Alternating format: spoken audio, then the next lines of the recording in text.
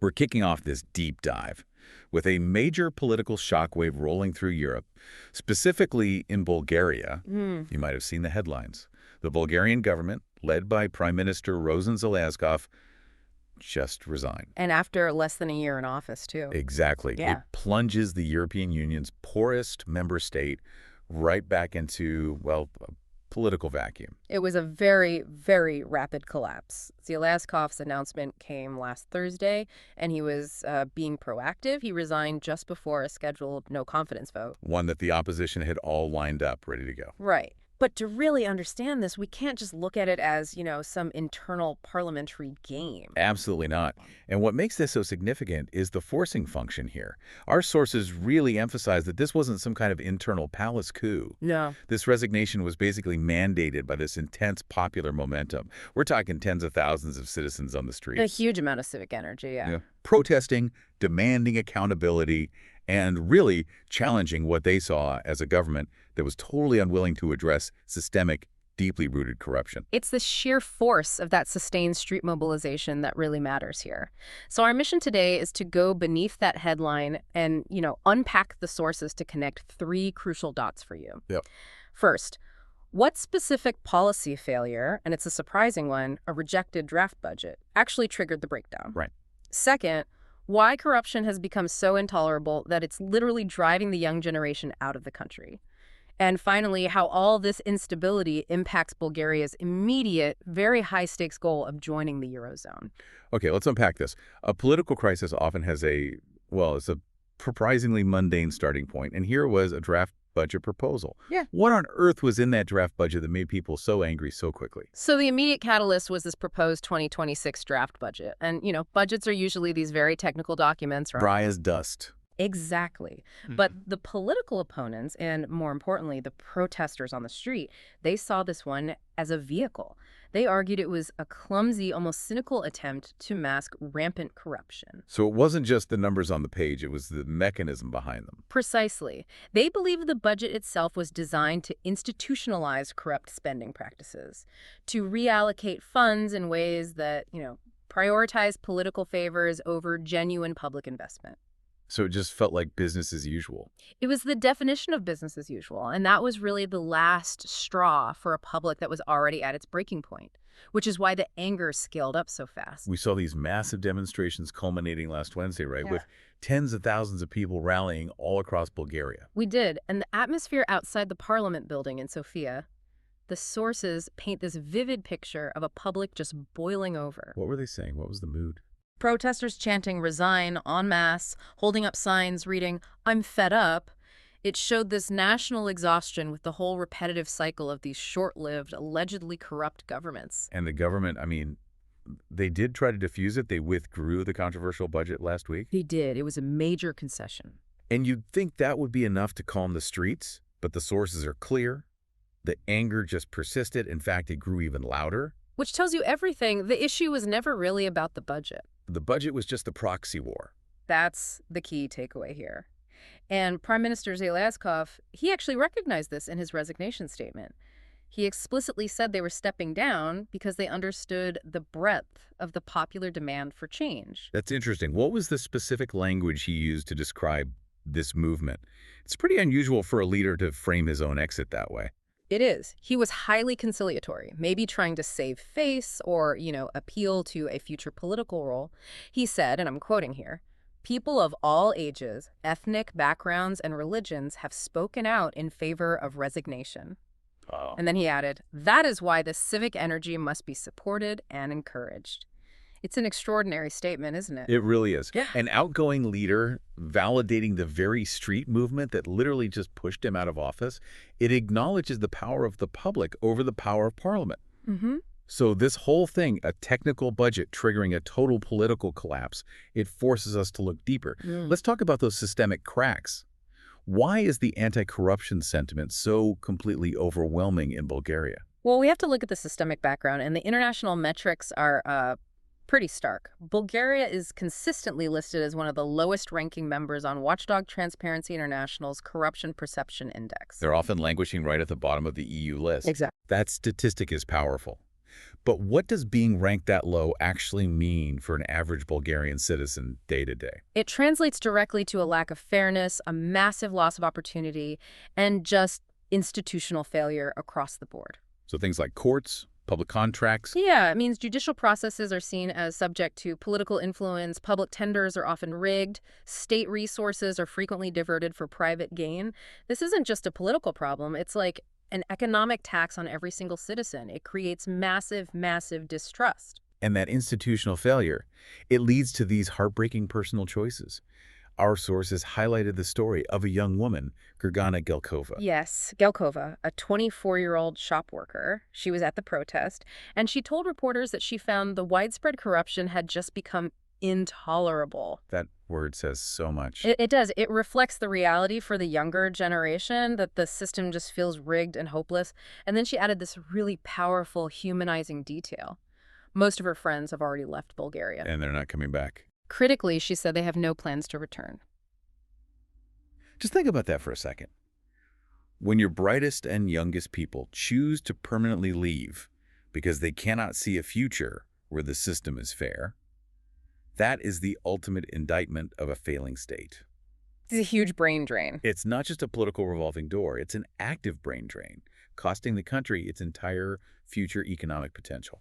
And this low level of trust in institutions and leaders, it was already dangerously high even before this budget crisis.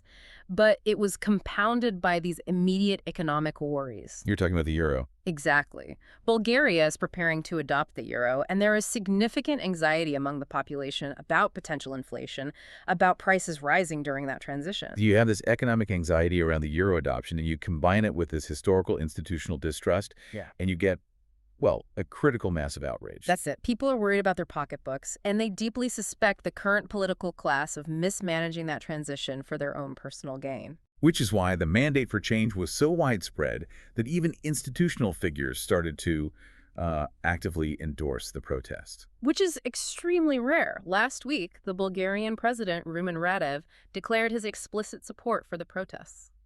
He actually came out and said it. He did, and he went a step further, urging the government to resign to clear the way for early elections.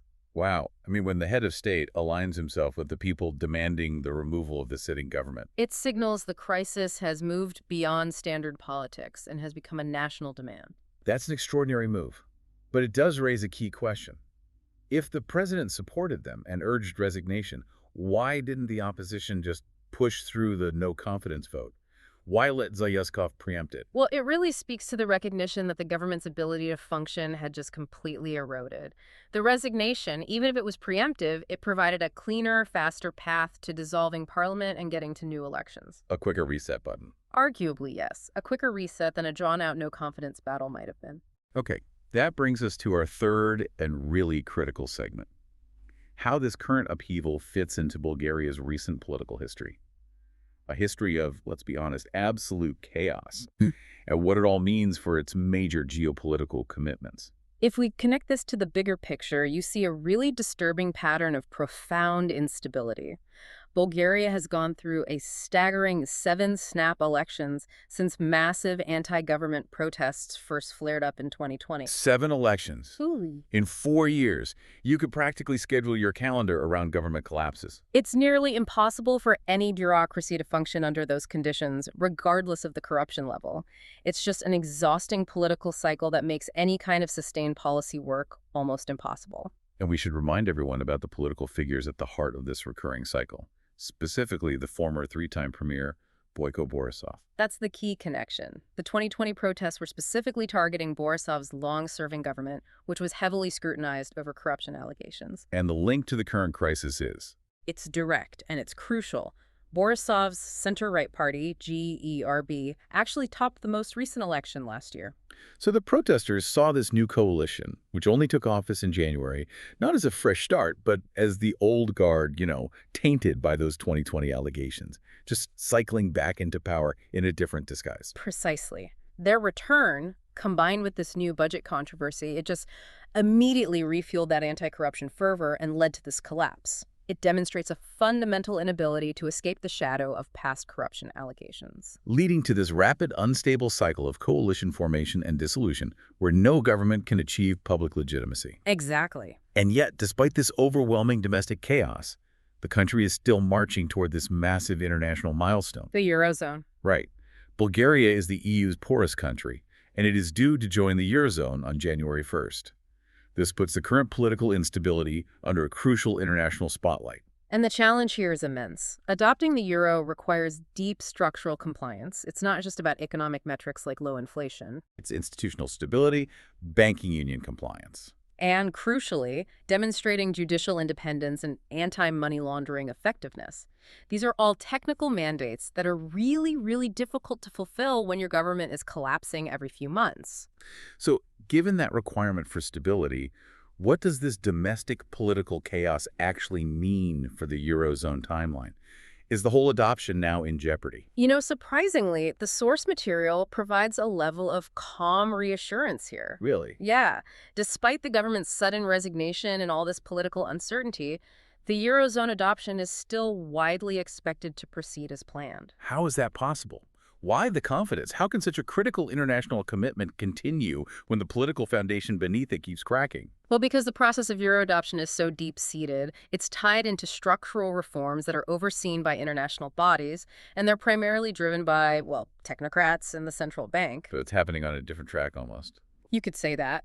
These are technical reforms, banking union compliance, judicial oversight that have to continue regardless of which short-lived coalition is holding the political reins. The institutions responsible for meeting these mandates are somewhat insulated from the street protests. So that's the key so what for the international community. You've got this fascinating duality where the technical machinery of the state is geared toward integration and stability, while the political core remains fundamentally fractured by trust and corruption. And that creates a tremendous burden on the citizen, too. They face the risk of rising prices, which fuels their anxiety, while simultaneously watching the political class fail to deliver the stable governance needed to manage that transition honestly. That dual pressure is what mobilized people so intensely. Right. Okay, so let's bring all these threads together. The core takeaway from the sources seems clear. This resignation was a direct response to persistent popular momentum targeting deeply rooted systemic corruption. And this crisis was amplified by that economic anxiety linked to the imminent euro adoption, making the public reject any government that was perceived as just business as usual. And the Prime Minister's statement about supporting civic energy, it signals that the citizens have decisively proven they have the power to dismantle a government almost as soon as it forms. It's a powerful rejection of the status quo. But, and this is the immense challenge, dismantling a government doesn't automatically fix the underlying systemic corruption. No, it doesn't. Nor does it create a stable, legitimate alternative. It just resets the clock on another round of elections. Exactly. And that leads us to our final provocative thought for you to consider. Considering Bulgaria has endured seven snap elections since 2020, all of them tied directly to massive anti-corruption protests, we have to ask, if simply having another election brings another short-lived, low-trust coalition back to power, what fundamental institutional reforms, we're talking judicial independence, transparent public procurement, police reform, what is required for Bulgaria to finally bridge that gap between low public trust and its key role as a stable member of the EU and soon the Eurozone? Something for you to mull or explore on your own?